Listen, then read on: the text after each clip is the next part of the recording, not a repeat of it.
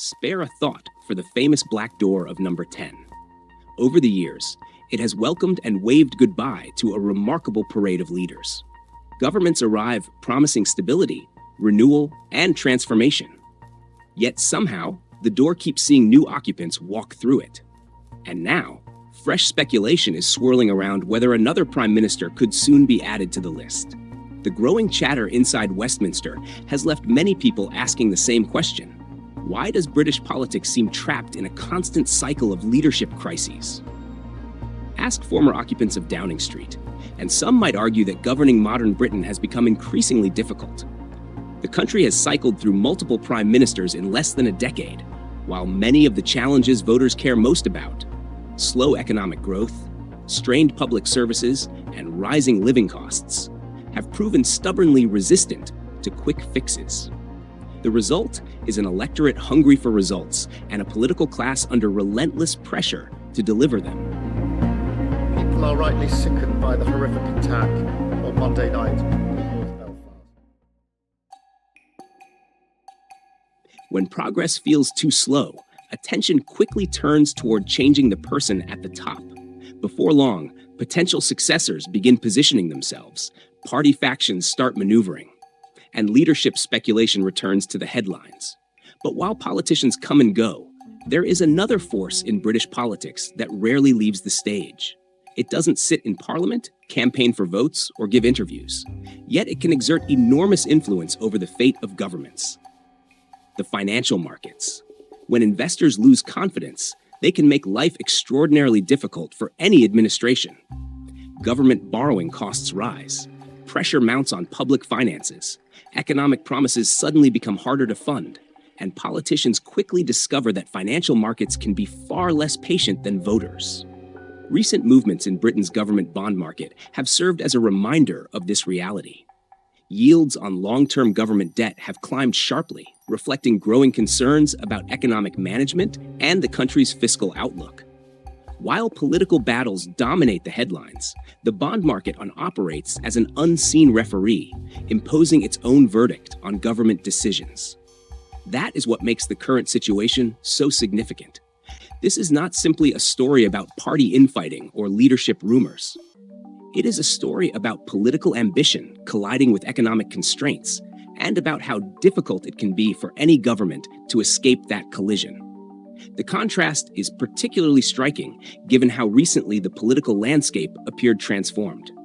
After more than a decade of conservative rule, Labour secured a commanding electoral victory, promising a new direction for the country. Expectations were enormous. Many saw it as the beginning of a fresh political era. Yet politics moves quickly. The optimism that followed that victory has given way to growing scrutiny.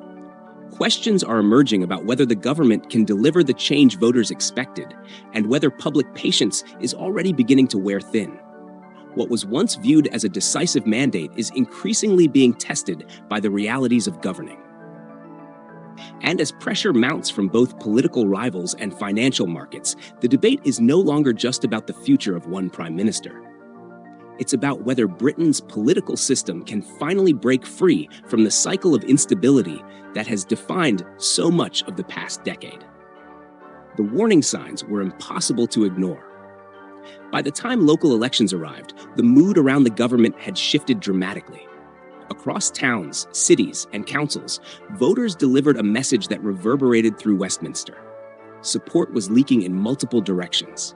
On one side, Nigel Farage's Reform UK was attracting voters frustrated by immigration, economic stagnation, and what they viewed as a disconnected political establishment. On the other, the Green Party was drawing younger and more progressive voters who believed the government lacked ambition on social and environmental issues. For Labour, the result was a squeeze from both flanks. And perhaps most worrying of all, criticism was no longer coming solely from opponents. Voices within the party itself began questioning whether Keir Starmer had the political touch needed to maintain public support. The speed of the decline surprised many observers. After all, Starmer had not been in office for very long, but his electoral victory had always contained a hidden vulnerability. The election was as much a rejection of the Conservatives as it was an endorsement of Labour. Years of political turmoil had exhausted many voters. Brexit divisions, the scandals surrounding Boris Johnson's government, the market chaos that followed Liz Truss's brief premiership, and repeated leadership changes had created a widespread desire for stability. Labour's central promise was simple: a fresh start. But campaign slogans eventually collide with governing realities. Shortly after taking office, the new administration was confronted with a difficult assessment of the country's finances. Treasury officials warned that the fiscal position was weaker than expected, forcing ministers into decisions that quickly became politically costly. One of the earliest flashpoints involved changes to benefits and support programs for pensioners. The move sparked public backlash and damaged the government's standing among a key voting demographic. The political fallout proved difficult to contain. Then came another challenge. A series of tax increases aimed largely at raising revenue from businesses generated fresh controversy. Supporters argued that difficult choices were necessary to stabilize public finances. Critics countered that higher business costs would discourage investment, slow growth, and eventually affect hiring. Economic indicators soon provided ammunition for those critics. Job vacancies declined. Business confidence weakened. Employers reported rising costs and growing uncertainty. Whether the government's policies were entirely responsible became a matter of fierce debate, but politically the perception was damaging. And perceptions often matter as much as reality. Adding to the pressure were controversies that had little to do with economics, but nevertheless dominated headlines. Questions emerged regarding senior political appointments and associations that attracted intense media scrutiny. Opposition parties seized upon the stories, while critics accused the government of poor judgment. Each controversy alone might have been manageable. Together, they created an impression of a government struggling to maintain momentum. Yet, beneath every headline and political scandal lay a deeper problem. Britain's economy has spent years trapped in a cycle of weak productivity, sluggish growth, and mounting demands on public spending. Successive governments have promised to break that cycle. Few have succeeded. The challenge facing Starmer was not simply winning elections or managing party politics. It was confronting an economic reality that had frustrated nearly every British government since the global financial crisis. And that reality offers very little room for easy solutions. Because when growth is weak, every promise becomes harder to fund. Every budget becomes a balancing act, and every political mistake becomes far more expensive. Yet the government's biggest challenge wasn't unfolding in Parliament. It was unfolding in the bond market. For years, Britain benefited from relatively manageable borrowing costs. Today, that era appears increasingly distant. Investors now demand significantly higher returns to lend money to the government than they did just a few years ago. That may sound like an abstract financial concern. It isn't. When borrowing becomes more expensive for the government, difficult choices follow. More tax revenue must be directed toward servicing existing debt. That means fewer resources available for infrastructure projects, healthcare, education, defense, or policies designed to boost economic growth. In effect, every extra pound spent on interest is a pound unavailable elsewhere.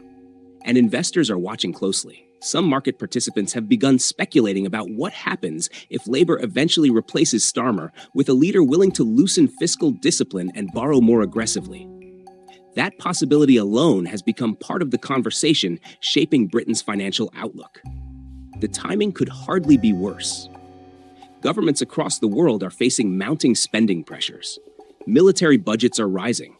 Energy security has become a strategic priority. Aging populations are increasing demands on healthcare and welfare systems.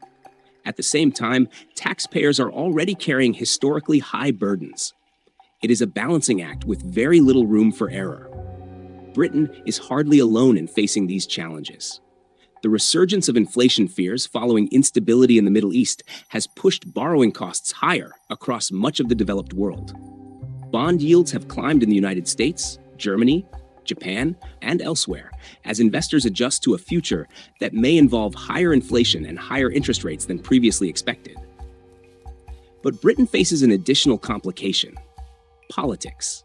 When global economic uncertainty combines with domestic political uncertainty, investors begin demanding an extra premium for risk.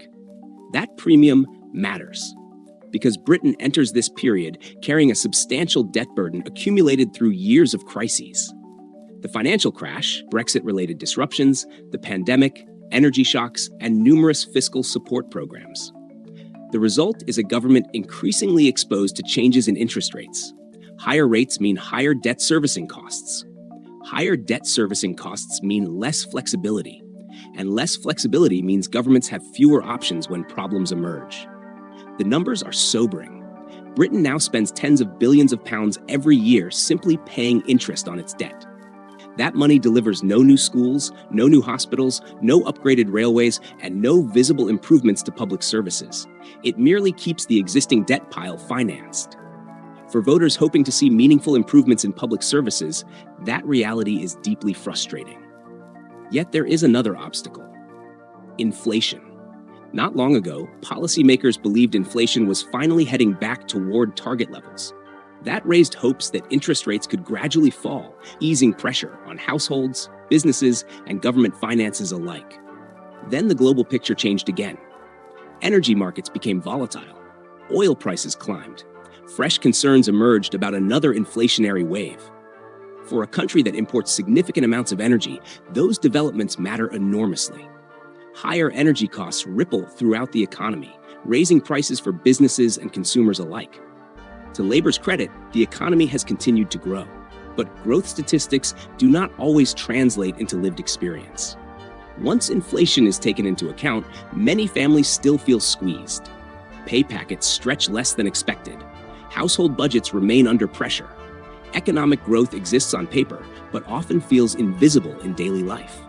That disconnect is politically dangerous, because when voters don't feel the benefits of growth, they start looking for someone else to blame. And that is where economics and politics begin feeding into each other. Every rise in borrowing costs intensifies scrutiny of government policy. Every disappointing economic report fuels leadership speculation. Every leadership rumor creates more uncertainty, and more uncertainty can further unsettle financial markets. It becomes a self-reinforcing cycle. Ironically, many investors still view Starmer and Chancellor Rachel Reeves as among the more fiscally cautious figures within British politics. Markets may not be enthusiastic about every government decision, but they generally believe the current leadership is committed to operating within strict financial constraints. That confidence matters, because investors tend to reward predictability. The question is whether Labour's own members remain willing to accept those constraints. Within the party, attention is already shifting toward potential future leadership contenders.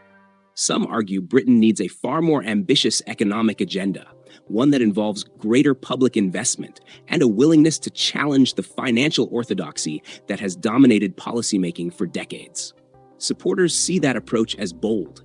Critics see it as risky. Financial markets, meanwhile, tend to react nervously to any suggestion that fiscal discipline could be relaxed, which highlights the central dilemma facing Britain. The public wants visible change. The economy limits how quickly that change can be delivered, and the bond market acts as an ever-present referee, reminding politicians that promises must ultimately be paid for. That is why the debate surrounding Britain's next leader may miss the bigger picture. The next prime minister, whoever that may be, will inherit many of the same constraints, the same debt burden, the same productivity challenges, the same demographic pressures, the same unpredictable global environment. A new occupant of Downing Street may alter the tone, the priorities, or the strategy, but they will still be confronting the same underlying realities, which perhaps explains why British politics has become trapped in such a recurring cycle. Leaders change. The structural problems remain.